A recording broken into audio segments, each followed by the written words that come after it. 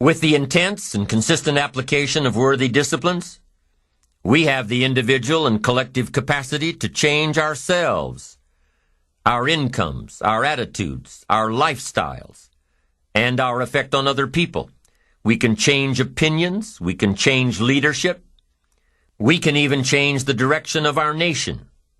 We have the chance, we have the capacity, we have the answers, and we have the ability. The elements are all there, including the freedom to try. Only the discipline is missing, and that element and the decision to use it lies within all of us. The choice is ours.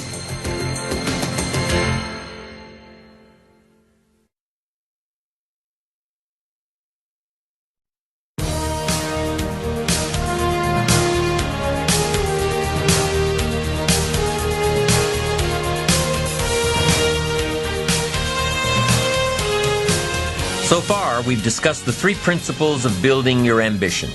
Number one, positive self-direction. Knowing who you are and where you want to go. Number two, self-reliance. Taking responsibility for your own life. Taking full responsibility for whatever happens to you. Number three, self-discipline. Creating the need for action and implementing that action every day. Every day. Every day until it becomes a way of life, a good habit. And the fourth principle of building your ambition is building your enterprising skills. Building your skills to be self-enterprising. To consistently create opportunity. New opportunity. To consistently take advantage of the opportunity that you've created. To be aware. To face life with your eyes and ears open to the possibilities that may be just around the corner. An enterprising person is one who comes across a pile of scrap metal and sees the making of a wonderful sculpture. An enterprising person is one who drives through an old, decrepit part of town and sees a new housing development. An enterprising person is one who sees opportunity in all areas of life. To be enterprising is to keep your eyes open and your mind active. It's to be skilled enough and confident enough and creative enough and disciplined enough to seize opportunities that present themselves, regardless of the economy. An enterprising mortgage banker will develop creative financing strategies during slow markets. An enterprising lawyer will study new laws and market herself to people who may need help in those areas. An enterprising salesman will research beyond the obvious to find new prospects for his products or services, isolate a secondary market, develop another benefit. An enterprising attitude says, find out before action is taken. Do your homework. Do the research. Be prepared. Be resourceful. Do all you can in preparation of what's to come. Think of a few people you know who are enterprising. Think of people in the news, in your office, in your neighborhood. What do these people have in common? Well, they're probably always on the go, developing a plan, following a plan, reworking the plan until it fits. They're probably very resourceful, never letting anything get in their way. They probably don't understand the word no when it applies to their visions of the future. And when posed with a problem, they'll probably say, let's figure out a way to make it work, instead of, it won't work. You need to be like that pesky little Energizer bunny. You need to keep going and going and going. Self-enterprising people always see the future in the present. Self-enterprising people will always find a way to take advantage of a situation, not be burdened by it. And self-enterprising people aren't lazy. They don't wait for opportunities to come to them. They go after the opportunities. Self-enterprise means always finding a way to keep yourself actively working toward your ambition. Self-enterprise requires two things. Number one, creativity. Creativity to see what's out there and shape it to your advantage. Creativity to look at the world a little differently. Creativity to take a different approach. creativity to be different.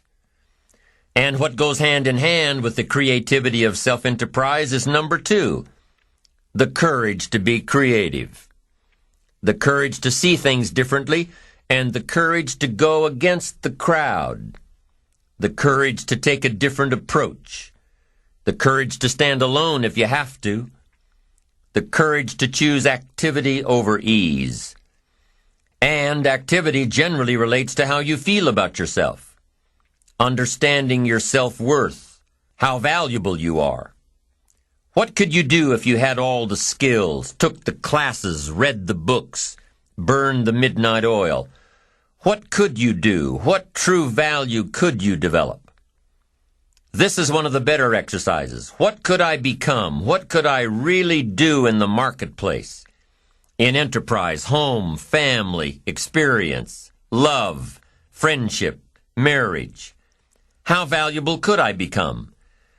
Am I valuable enough to work on what's not working so I can reach my full capacity? If I'm operating at 20%, what could I possibly do with the other 80%?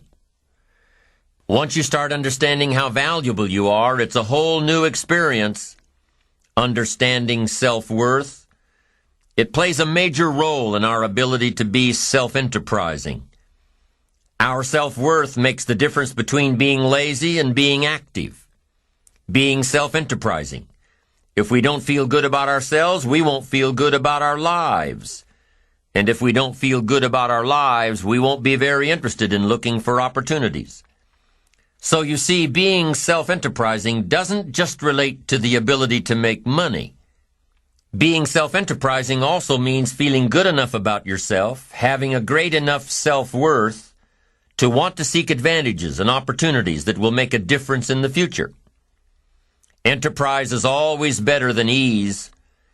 Every time we choose to do less than we possibly can, it affects our self-confidence, our self-worth. If we keep doing a little less every day, a little less, every day that we keep doing a little less, we are also being a little less.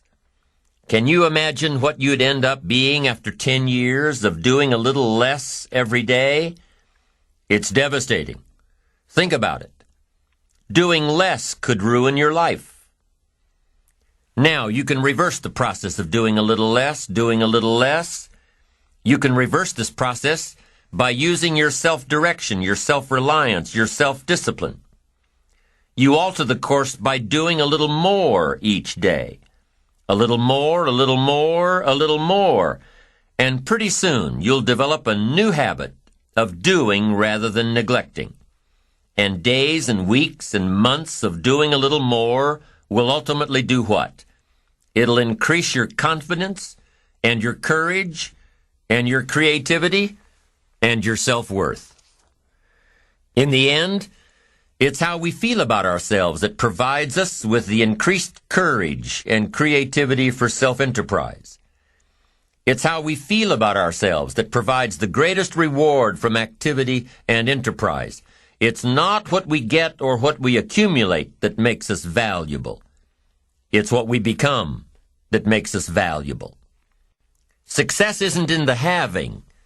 Success is in the doing. It's the process of doing that brings value.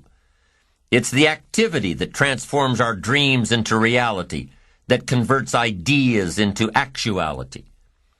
Self-enterprise is found in the activity, for without activity we'll miss the opportunity. Let me tell you what I think most messes with the mind. I think that simply doing less than you can messes with the mind. It causes all kinds of psychic damage. I think being less than you can be, trying less than you could try, doing it with less enthusiasm than you could do it, messes with the mind. It somehow damages the mind. It damages our self-image. Because here's what I've discovered happens. The minute you turn this around and start extending yourself, you'll see immediate rewards. Maybe not monetary ones, not yet, but it's how you feel about yourself that's the greatest value. You see, it's not what we get that makes us valuable, it's what we become. Discover all you can do. See how much you can earn, how much you can share, how much you can start, how much you can finish, how far you can reach, how far you can extend your influence. Some people out there would have us believe that positive affirmation is more important than activity. Instead of doing something constructive to change our lives, they would have us repeating slogans and canned affirmations like every day and in every way, I'm getting better and better. Well, getting better and better doesn't just happen from wishful thinking. Getting better and better only happens with the discipline of doing better and better. Discipline is the requirement for progress, and affirmations without discipline are in reality delusions. Now, don't get me wrong here. There's nothing wrong with affirming the good life as long as we are disciplined enough to take action. Affirmations can be effective as long as we remember two very important rules. Number one, we should never allow affirmation to replace action, activity, enterprise. Feeling better is no substitute for doing better. And number two, whatever we choose to affirm must be the truth. If the truth happens to be that we're broke, the best affirmation would be to simply say, I'm broke. Wow, face it, accept it, be responsible for it, and change it. By admitting that you're broke, by saying it out loud, you'll probably be disgusted enough to start the thinking process on how to change it. Anyone saying I'm broke with conviction will most likely be driven from ease into action. Confronting harsh realities has an incredible effect. Confronting the truth and then applying the discipline to express the truth instead of disguising it inevitably leads to positive change. And reality is always the best beginning. You see, within reality lies the possibility to create our own personal miracle. Our own personal miracle, and the power of faith starts with reality. If we can bring ourselves to state the truth about a situation, then, as the saying goes, the truth will set us free. Here's another old saying, faith isn't faith unless it's all you're holding on to. If your life and circumstances have resulted in a situation that is ugly, call it ugly. If you've lost it all, admit that you've lost it all. Be responsible to it. And if faith is all you've got left, use it. Create your own personal miracle. Once we understand and accept the truth, the promise of the future is freed from the shackles of deception. Once we accept the truth, the promise of the future will pull us. Here are some creative techniques that'll help keep you on the right track toward that promising future. Remember, creativity is the first requirement for self-enterprise. Number one, think on paper. You can't take a trip to somewhere new without a roadmap. You can't build a house with the plans in your head. You can't build a company with the business plan in your head. You can't seek venture capital with the financials in your head. But here's what you can do. Put it all on paper. Your roadmap, your blueprints, your business plan, your financial projections. When you put it on paper, you can analyze your path, solve your problems, and isolate what works and what doesn't. You can use this for your life as well. If you're faced with a mental roadblock, put it all down on paper. Like we talked about before, when you put a problem on paper, you take the emotion out of it.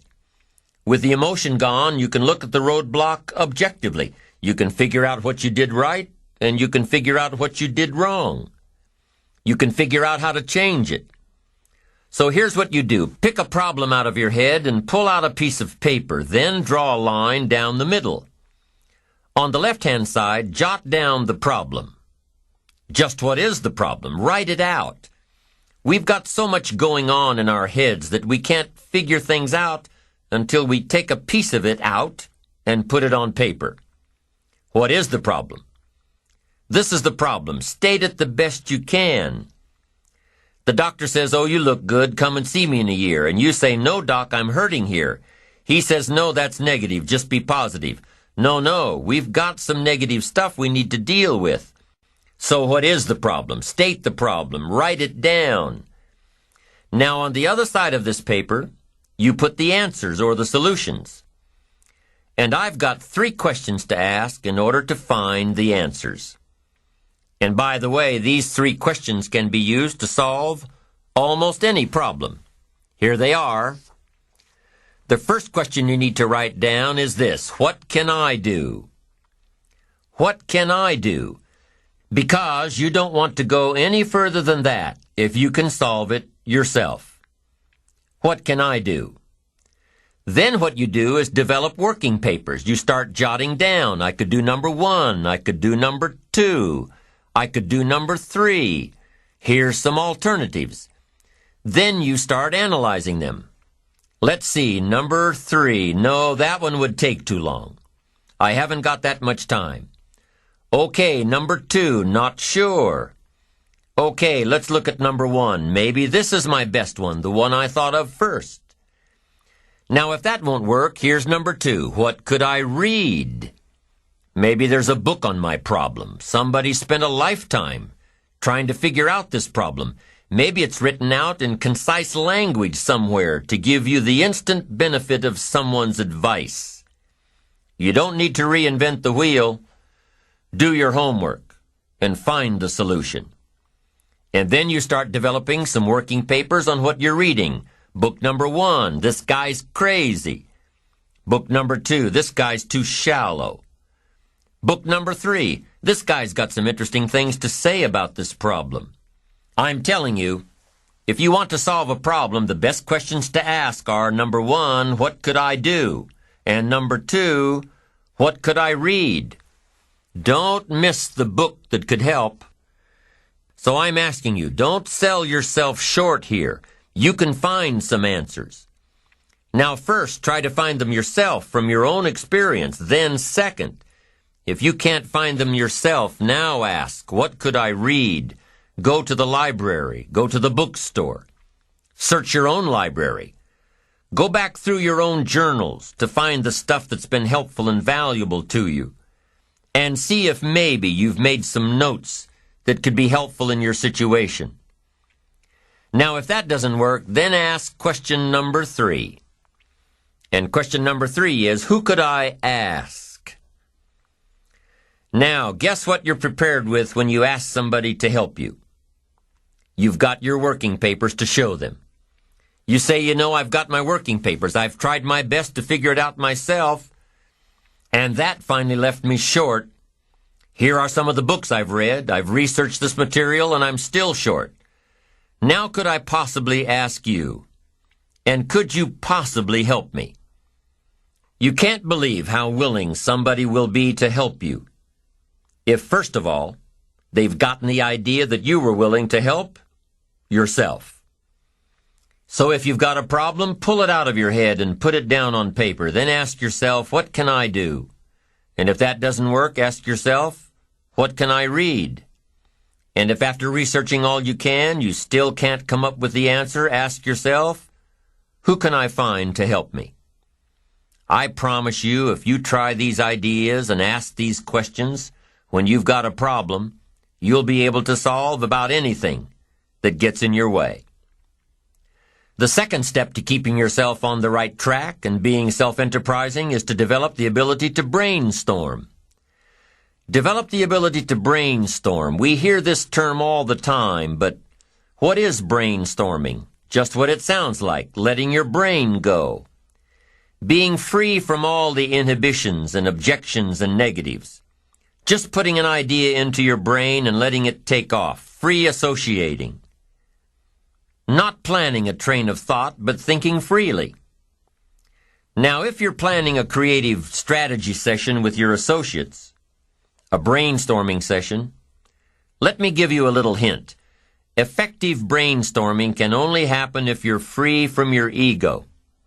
You can't be worried about saying something stupid or silly or something totally off the wall, because your silly thought may trigger someone else's brain to take it one step further. Brainstorming in a group is an experience of collective thought. an experience of developing one idea or several ideas through a variety of thought processes.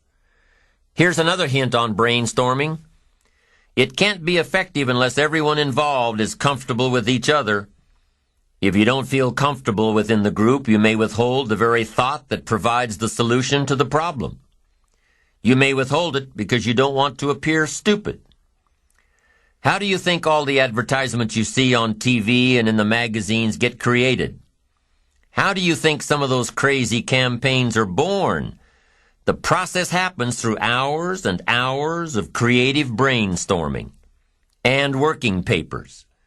Every member of the team jots down notes, and one idea builds on another idea, and another, and pretty soon a campaign is born out of the collective thoughts of the group. Now, I don't believe that the best decisions are made by committee, but great ideas are often created by committee. That's number 2 to keeping on the track of self-enterprise.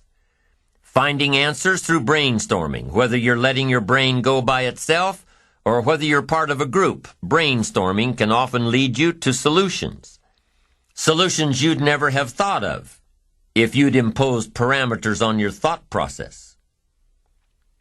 Here's number 3 for creatively keeping on the track of self-enterprise. And it's really an extension of number 2. Number 3 says, imagine outlandish solutions. Get your brain out of the ruts by considering ideas without considering their practicality. Consider ideas without considering how practical they are. You see, if you allow yourself to think without confinement, you may come across a solution that seems totally inappropriate. But guess what else this type of thinking will do? It'll allow you to open up the process, which will eventually lead to totally appropriate solutions. The 4th creative technique for keeping yourself on the right track to self-enterprise is through flowcharts and doodles and formulas. That's right, doodling.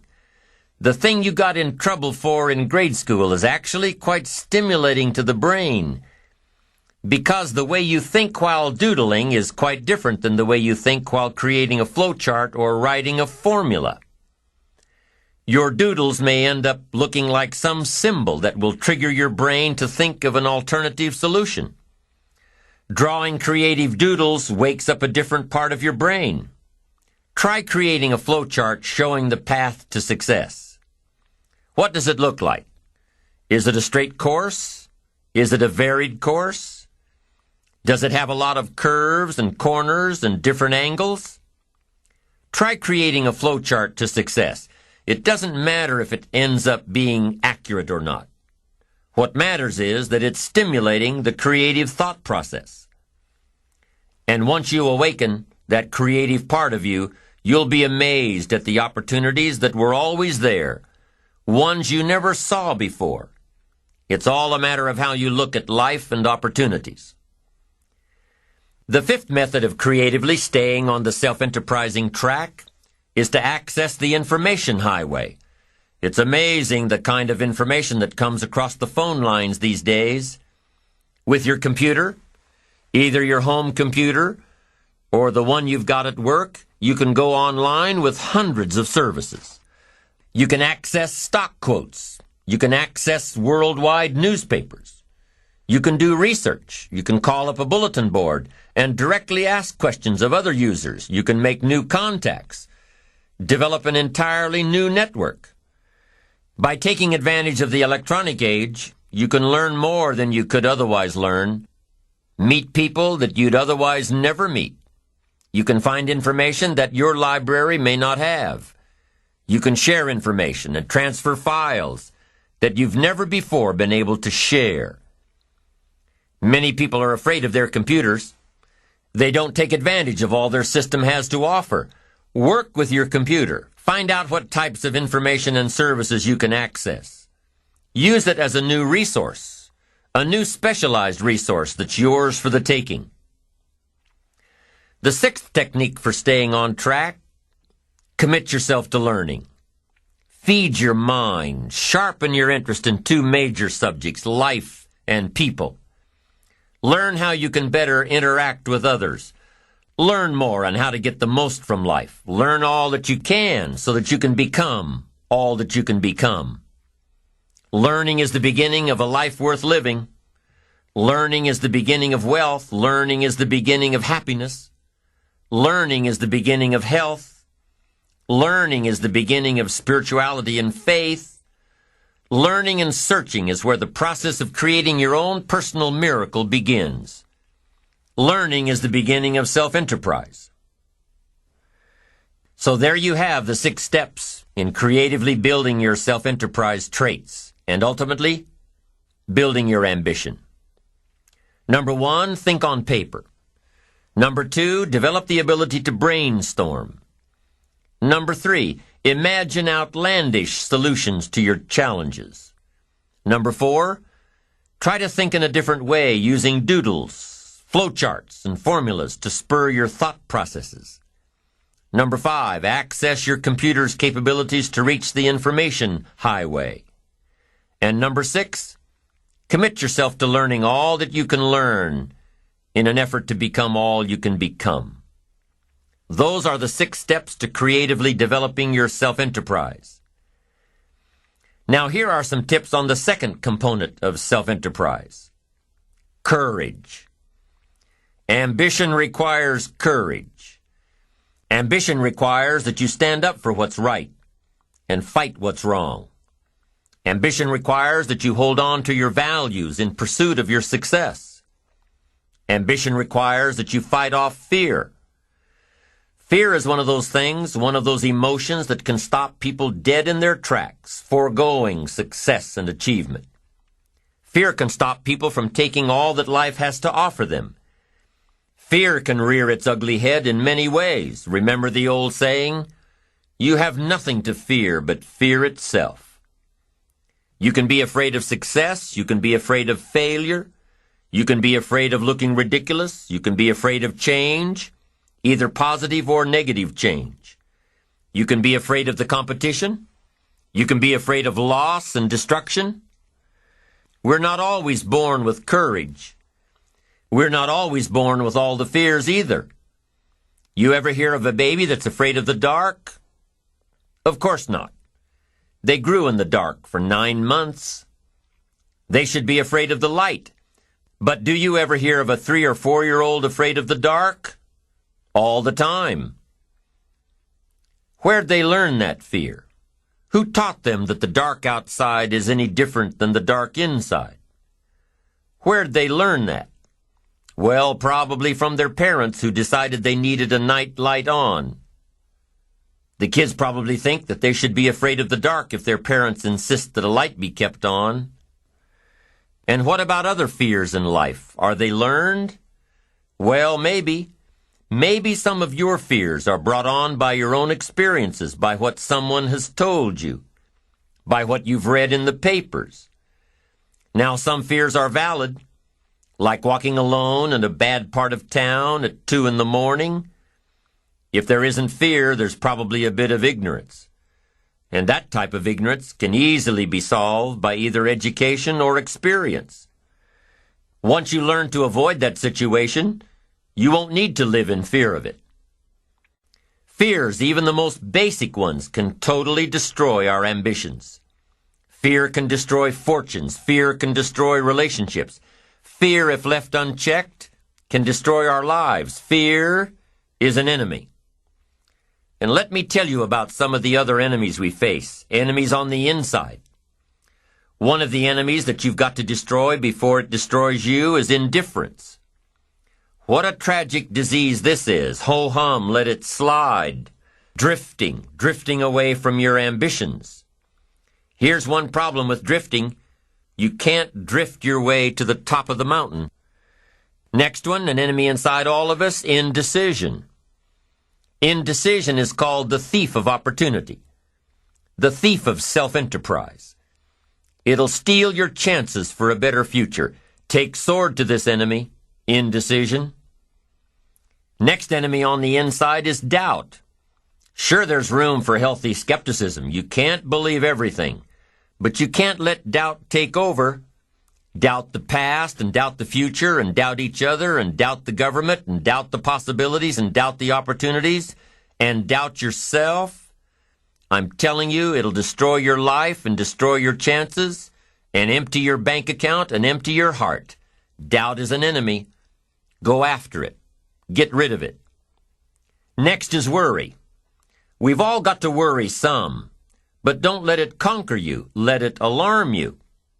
We've all got to be alarmed, but we don't want to be conquered.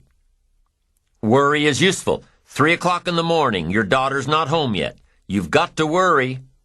Step off the curb and one of those zealot taxis is coming. You've got to worry. But you can't let worry loose like a mad dog that drives you into a small corner. Here's what you've got to do with your worries. Drive them into a small corner. Whatever's out to get you, you've got to get it. Whatever's pushing on you, you've got to push back. Guess where illness is in your life? Illness is constantly testing the outer edges of your health plan, looking for a weak spot. And if illness can find a weak spot, it'll muscle in and take the territory. Unless you've got enough discipline and power to say, I'm not going to let that happen. I'm going to fight illness like an enemy.